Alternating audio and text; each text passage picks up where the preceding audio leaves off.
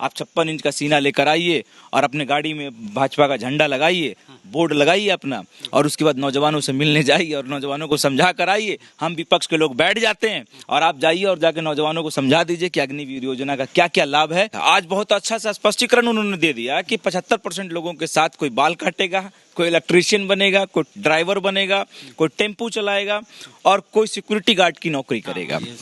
ये नहीं चाहते हैं ये केंद्र सरकार के निम्न वर्ग के लोग, पिछले वर्ग के लोग, दलित समाज के लोग, वंचित समाज के लोग अपने अधिकार की लड़ाई लड़ सके।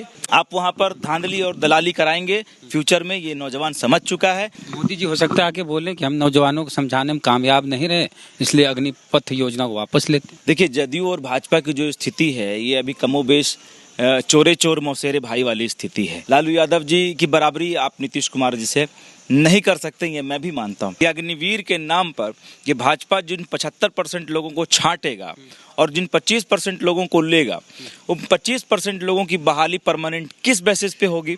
क्या उस बहाली में, उसके पुनः बहाली में, परमानेंट बहाली में क्या रिजर्वेशन का मुद्दा उठेगा? जिन 75% युवाओं को, सैनिकों को बाहर का रास्ता दिखा दिया जाएगा, उसको किस आधार पर बाहर का रास्ता दिखाया जाएगा? आप 25 और 75 में उलझाकर लोगों को गुमराह कर रहे हैं। पूरे देश में युवाओं को इस बात की चिंता है कि अग्निवीर अगर 4 साल के लिए बन जाएंगे तो अग्निवीर बनने के बाद 4 साल बाद क्या करेंगे। तो भाजपा के कई नेता हैं, वो बता रहे हैं कि क्या करेंगे। इसमें कैलाश विजयवर्गीय हैं, राष्ट्रीय महासचिव, वो कह रहे हैं कि भाजपा कार्यालय में अगर गार्ड की नौकरी करवानी होगी तो हम पहली प्राथमिकता अग्निवीरों को देंगे, जो सेना में रहेंगे, सैनिक बनेंगे और बाद में अग्निवीर बनेंगे। और भी कई नेता हैं जो इस तरह का बयान दिए हैं। एक नेता हैं, भारत सरकार के मंत्री हैं, नाम है किशन रेड्डी, सीनियर लीडर हैं बीजेपी के। वो कह रहे हैं कि अग्निवीर जब रिटायर होंगे 4 साल बाद तो उसके बाद ड्राइवर बनेंगे या फिर इलेक्ट्रीशियन बनेंगे या फिर वाशरमैन बनेंगे या फिर बार्बर बनेंगे, और इस तरह के कई काम है।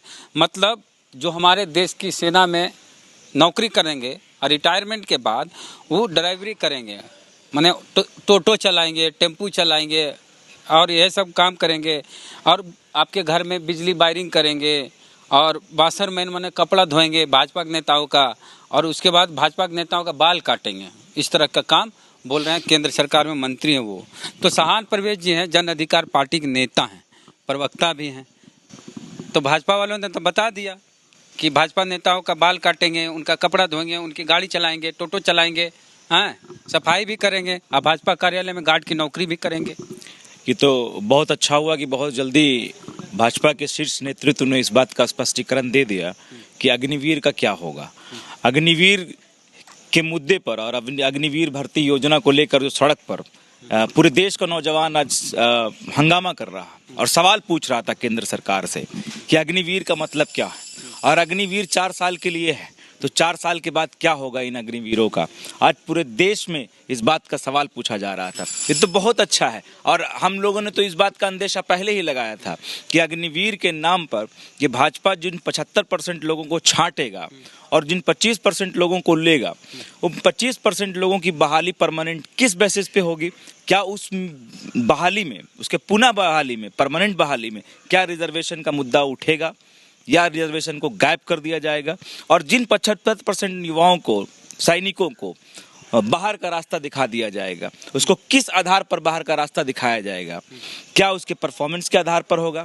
तो सवाल ये भी उठ सकता है ना कि क्या उस समय वहां पे घूसखोरी होगी? आप ये कहना चाहते हैं कि 100 में 25 लोगों को चुना जाएगा? वही मैं बोल रहा हूँ कि 100 में सरकार ने, कल रक्षा मंत्री राजनाथ सिंह जी ने स्पष्टीकरण दिया और आज भी दिया कि 100 में 25% लोगों को परमानेंट किया जाएगा। तो परमानेंट जो किया जाएगा, उन परमानेंट सैनिकों में से किन मुद्दों पर, किन योजना के तहत और कैसे उसका चयन, किस प्रक्रिया के तहत चयन किया जाएगा, इसका स्पष्टीकरण नहीं। ठीक है, हम इस पर बात करें। ये जो कैलाश विजयवर्गीय और रेड्डी जी बोल रहे हैं कि चतुर्थ वर्गीय कर्मचारी की नौकरी करेंगे हमारे से। अभी मैंने ये बोला, मैंने पहले भी ये बोला आपको कि इन 75% लोगों का जो आप जिसको बाहर का रास्ता दिखाएंगे, उन 75% लोगों को आप क्या करेंगे? सवाल ये था। आज बहुत अच्छा सा स्पष्टीकरण उन्होंने दे दिया कि 75% लोगों के साथ कोई बाल काटेगा, कोई इलेक्ट्रीशियन बनेगा, कोई ड्राइवर बनेगा, कोई टेम्पू चलाएगा और कोई सिक्योरिटी गार्ड की नौकरी करेगा।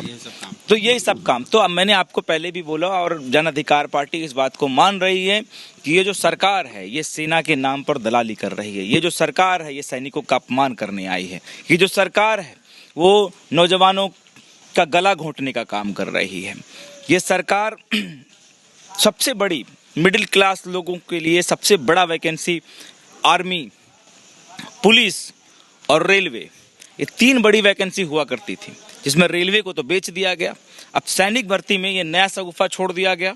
उसके बाद बच गया केवल पुलिस। तो साल 2 साल उसका भी इंतजार कर लीजिए। ये नहीं चाहते हैं ये केंद्र सरकार के निम्न वर्ग के लोग, पिछले वर्ग के लोग, दलित समाज के लोग, वंचित समाज के लोग अपने अधिकार की लड़ाई लड़ सके। क्योंकि आज एक परिवार, जो पिछड़ा समाज का परिवार, जो दलित समाज का परिवार, एक परिवार का अगर रिजर्वेशन के बेसिस पे अगर वो नौकरी प्राप्त करता है, उसकी पीढ़ी बदल जाती है। और इन लोगों को उसका चिढ़ है। और इस बड़ी योजना को, इस बड़ी बहाली को भारतीय सेना की भर्ती के माध्यम से, ये अग्निवीर के माध्यम से उस बड़ी बहाली पर इन लोगों ने दलाली शुरू कर दी है। उसका बर्बादी शुरू कर दिया है कि इसका मेन टारगेट है कि एक जो समाज के लोग जो कहीं ना कहीं पढ़कर रिजर्वेशन के नाम पर आ जा रहे हैं। बिहार में एक क्लैश चल रहा है ललन सिंह और संजय जायसवाल में। संजय जायसवाल का कहना है सरकार हिंसा नहीं रोक रही है, ललन सिंह कह रहे हैं कि नहीं, उनकी स्थिति अभी ठीक नहीं है। जदयू भाजपा में क्लैश चल रहा है। देखिए, जदयू और भाजपा की जो स्थिति है ये अभी कमोबेश चोरे चोर मौसेरे भाई वाली स्थिति है। ये दोनों चोरे चोर और मौसेरे भाई हैं। इनको 17 साल 18 साल के संबंध में ये समझ में नहीं आया ये गतिरोध और विरोध आज क्यों हो रहा है। ये केवल और केवल सत्ता के लालची और भूखे लोग हैं दोनों। ये भूखे भेड़िए हैं सत्ता और कुर्सी के। ये कुर्सी की लालच में आज जब अनबन हो रहा है, इनको किसी नौजवानों की चिंता नहीं है। इसमें अग्निवीर योजना का विरोध कर नौजवानों के हित में कैसे पॉलिसीज बनाई जाए इसकी चिंता नहीं है। सुरक्षा बढ़ा दी गई बीजेपी के नेताओं की। सुरक्षा, केंद्रीय सुरक्षा बढ़ाई गई। मैंने कहा कि बीजेपी के नेताओं ने ये कहा कि विपक्ष के लोग इसको भड़का रहे हैं युवाओं को। तो मैंने ये कहा और हमारे नेता माननीय पप्पू यादव जी ने इस बात को कहा कि अगर आपके अंदर महर से 56 इंच का सीना है, आप 56 इंच का सीना लेकर आइए और अपने गाड़ी में भाजपा का झंडा लगाइए, बोर्ड लगाइए अपना, और उसके बाद नौजवानों से मिलने जाइए और नौजवानों को समझा कर आइए। हम विपक्ष के लोग बैठ जाते हैं और आप जाइए और जाके नौजवानों को समझा दीजिए कि अग्निवीर योजना का क्या क्या लाभ है और क्या क्या एडवांटेज है। वो आपको नौजवान वही समझा देगा, इसमें बोलने की जरूरत नहीं है। समझा के आगे तो माला वाला पप्पू यादव पहना। हाँ, निश्चित रूप से हम तो चाहते हैं कि देश में ये जो अराजकता का माहौल फैला है। बिहार में जब लालू यादव मुख्यमंत्री थे और देश में दंगों का पूरा माहौल था, तो लालू यादव ने कहा था हर जिले के डीएम और एसपी को कि किसी भी जिले में अगर दंगा हुआ तो उस जिले के डीएम और एसपी को सचिवालय में लाकर बैठा देंगे। उसके बाद बिहार में कहीं भी दंगा वंगा नहीं हुआ। तो इस तरह से लालू यादव ने एक बार सदन में भी कहा था सत्ता रौब से चलता है, सत्ता लुंज पुंज से नहीं चलता। तो इस तरह से जो लालू यादव का जो अंदाज था, अभी नीतीश कुमार उस तरह से एकदम सख्त क्यों नहीं है? देखिए, लालू यादव जी की बात आप जहाँ तक कर रहे हैं वो सर्वमान्य नेता हैं। हमारे नेता राष्ट्रीय अध्यक्ष माननीय पप्पू यादव जी ने भी उनकी नेतृत्व को स्वीकार किया और लालू यादव जी को पूरा बिहार स्वीकार करता है कि लालू यादव जी सर्वमान्य नेता है। लालू यादव जी की बराबरी आप नीतीश कुमार जी से नहीं कर सकते, ये मैं भी मानता हूँ। और चूंकि ये हिंसा का मामला जो है, ये हिंसा का मामला, ये तो सुनियोजित प्रयास है सरकार का। सरकार जानती थी भली भांति कि इस प्रस्ताव को लाने के बाद देश का माहौल क्या बनेगा, और इस देश का माहौल जो बना है वो माहौल बनने के पीछे उसके कारण है कि सरकार आज भी अगर झुक जाने को तैयार हो जाती, सरकार अगर ये कह देती कि हम नौजवानों से बात करने को तैयार हैं और ये 75% और 25% जो कॉन्सेप्ट है कि 75% को आप बाहर करेंगे और 25% को अंदर करेंगे, कि 25% और 75% का कॉन्सेप्ट आप क्लियर कर दीजिएगा नौजवानों के सामने, तो नौजवान चुपचाप से बैठ जाएगा, अपने घर में बैठ जाएगा। मगर आप इसको क्लियर नहीं करना चाहते हैं क्योंकि आपकी मंशा स्पष्ट नहीं है। आप 25 और 75 में उलझाकर लोगों को गुमराह कर रहे हैं। आप वहां पर धांधली और दलाली कराएंगे फ्यूचर में, ये नौजवान समझ चुका है। आपकी मनसा स्पष्ट नहीं है, इसकी वजह से ये विरोध हो रहा है। अगर आपका मनसा स्पष्ट है, मैं प्रधानमंत्री जी रात के 8 बजे आते हैं और कहते हैं कि ये खत्म हो गया, वो खत्म हो गया। आप संवाद कर लीजिए, रात के 8 बजे आइए, बोलिए प्रस्ताव खत्म हो गया, सारा लड़का घर चला जाएगा। कहाँ दंगा हो रहा है, कहाँ आगजनी होगी, कहाँ ट्रेन फूका जाएगा, कहाँ संपत्ति जलेगी, सारा माहौल सही हो जाएगा। मगर आप चाहते हैं कि इस देश का माहौल अराजकता से भरा रहे और इस देश में लोग अशांत रहे। और अशांति का आपका तो जितना भी प्रपोजल आया, आपने जितने प्रपोजल लाए, आपने नोटबंदी, जीएसटी, किसान बिल, सीए, एनआरसी, जितना भी प्रपोजल, आपका एक भी प्रपोजल कोई इंप्लीमेंट के साथ आया है? एक प्रपोजल आप लेकर आते हैं और 3 महीने में 300 अमेंडमेंट करते हैं, उसके बाद बिल वापस ले लेते हैं।